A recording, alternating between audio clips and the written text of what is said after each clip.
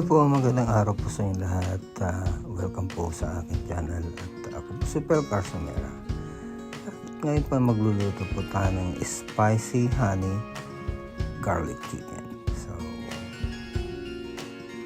ngayon po ay bra-fry natin siya dahil malalaki siya ng konti para maluto sa loob.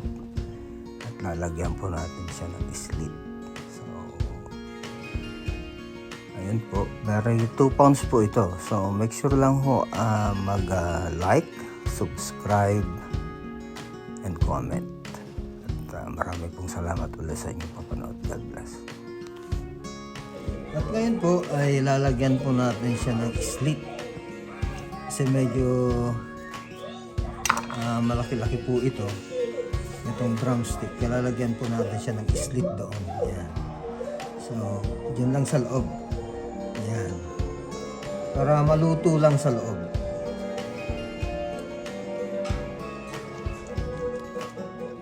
Ayan. Ganyan po lang. Tapos isosoli lang natin yan. Para matakpan din. Ayan. So, ayan po. So, at ngayon po ay grab-fry na natin sa asin. Para matanggal din yung mga dugo-dugo sa loob. Ngayon po tayo ng 2 cups na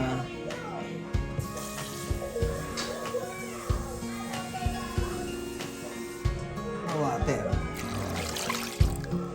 As long ho yung ano na, yung matakpan lang maigi yung chicken. Po, mga 2 tablespoon na asin.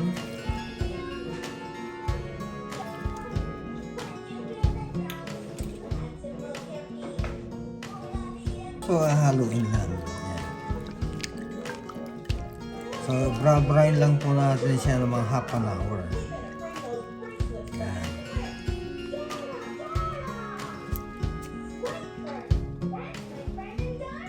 So, ngayon po ay gagawa po tayo ng sauce niya.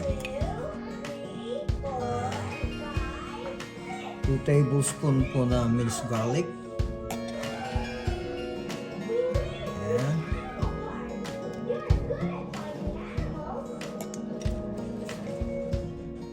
Tapos po half teaspoon po na 1 teaspoon na crushed red pepper.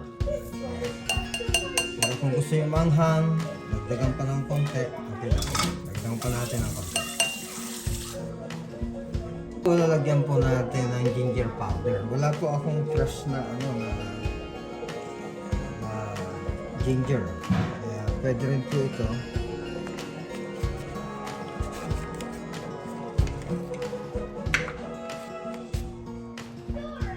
Two teaspoon po na ginger powder.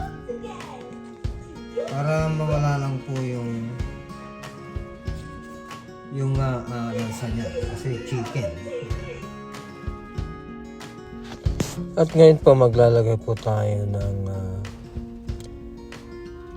2 tablespoon na soy sauce.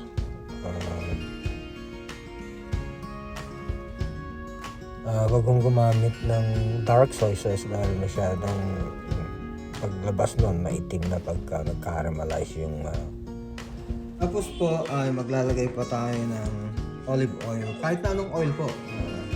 Canola oil or vegetable oil. Bale 2 tablespoon po.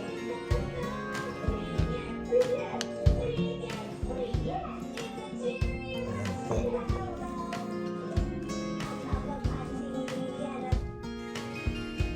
At ngayon po ay maglalagay po tayo ng 3 tablespoon na honey. Kung wala po kayong honey, pwede po yung 2 tablespoon na brown sugar. So, ayan po.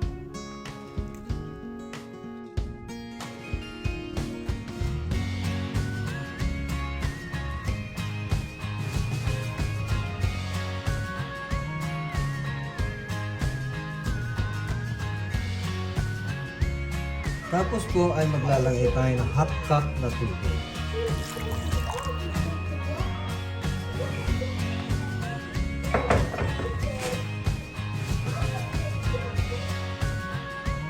Tapos po ay mimix lang natin. Ayan. Mixer lang ho na ma-mix. Ayan po ay tsura. Lastly po, half teaspoon na asin.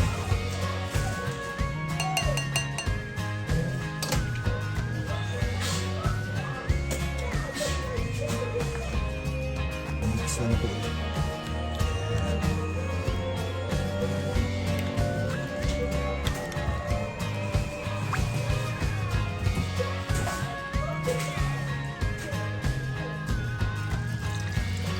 Ngayon po, iluluto natin na yung sauce hanggang mag-caramelize lang.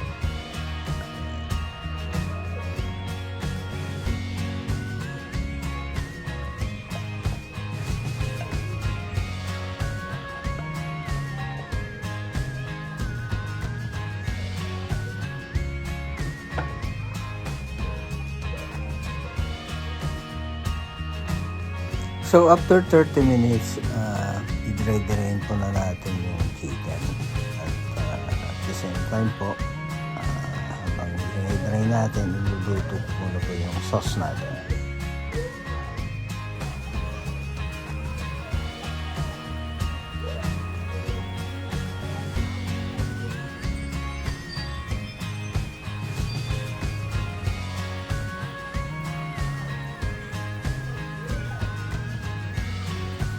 Ano po, medyo kumulo na siya pero hindi po siya nag-caramelize. Caramelize po natin hanggang yung talagang tikim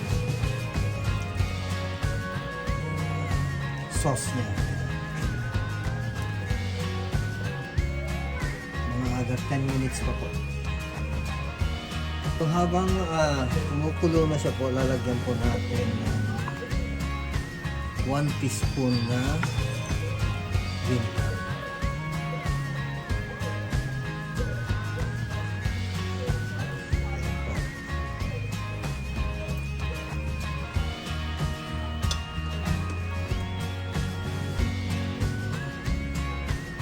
Ayan na po, medyo mabango-bango na siya pero konti pa. Hindi nagkakaramalize siya. Pero ito po ay talagang manghang, spicy. Kung ayaw nyo po ng manghang, huwag nyo po magyan ng flakes. Pepper flakes. Kasi kilo flakes. Pero same procedures din po. Wala lang yung flakes. So ayan na po yung sauce natin. Tamang-tamo lang yan. Yan po yung sauce niya.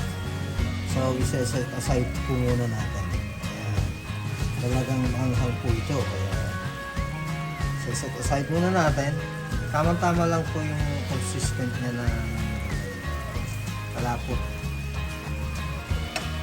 Patayin muna natin. Ito po ay lalagyan po natin, ipiprito po natin sa flour, cornstarch, saka baking powder. So 1/3 cup na cornstarch, cup din po na 1 cup na all-purpose flour po, 1 tablespoon na baking powder.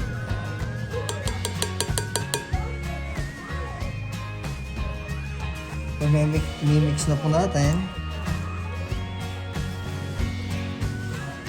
Ayan. Make sure lang ho na makop lahat para maging crispy. Kaya yung cornstarch po talagang pampakrispy yun. Kaya pati rin po yung baking powder mas maano yung crispiness niya. Ayan. Make sure lang ho na coat lahat. Ganyan. Ayan. Ayan. Medyo malaki-laki ho ito kaya make sure lang ho na i-shake natin yung extra starch niya. Ayan. Ayan po. Ganyan lang po ang halo-halo natin.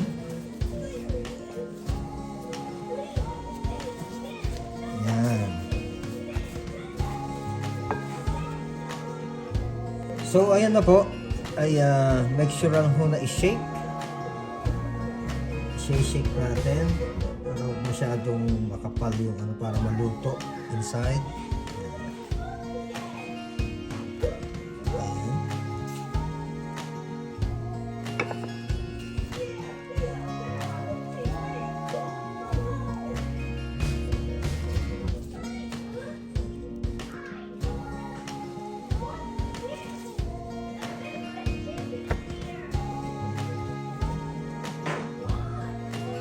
So ayan po, i-let it sit muna ng kahit na 15 minutes bago natin i-fry.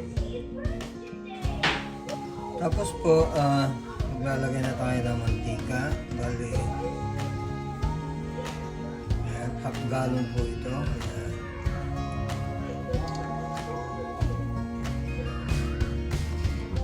Ayan, papainitin po natin. Make sure lang po na nasa 350 degrees. Ayan po. So, ayan po. Make sure lang po na nasa 350 degrees. Pero,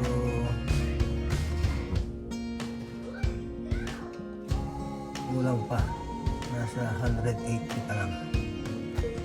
So, tignan po uli natin.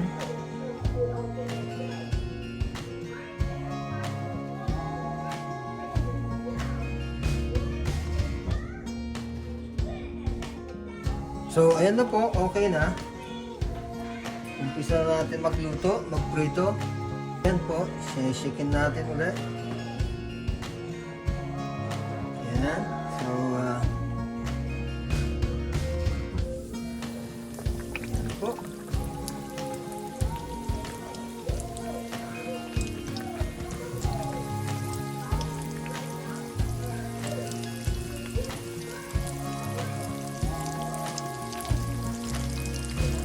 Three pieces at a time.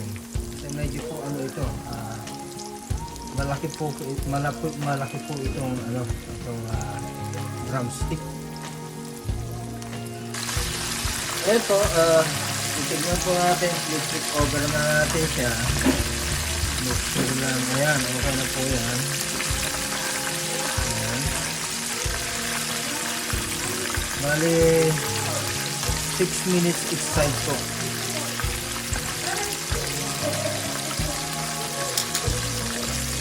So, ayan na po yung itsura niya. Medyo nawala na po yung bubbles niya.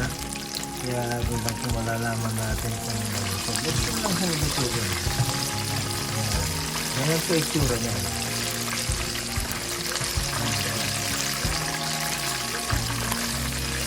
Ayan. So, okay na po yan.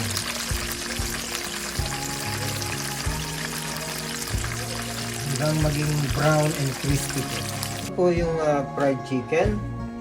Luto na po siya. At ngayon po ay ilalagay na natin yung ginawa nating sauce. So, ayan na po. So, itotos lang natin. Ilalagay na natin lahat.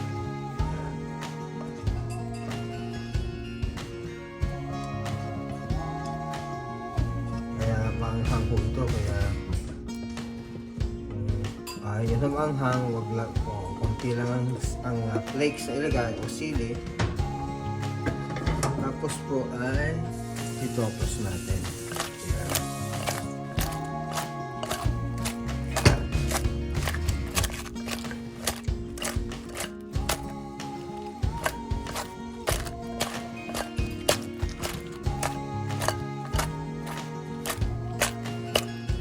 So make sure lang ho, tos ng maigi para ma-coat yung chicken.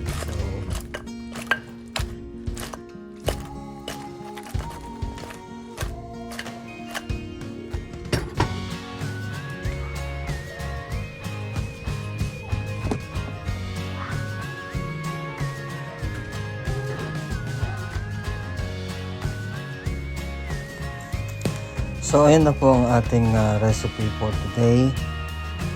Spicy honey garlic chicken.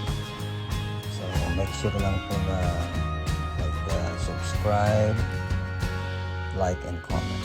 So, maraming pong salamat ulit sa inyong papanood at sana po ay patnubayan po kayo ng buong may kapal. God bless po sa inyo lahat.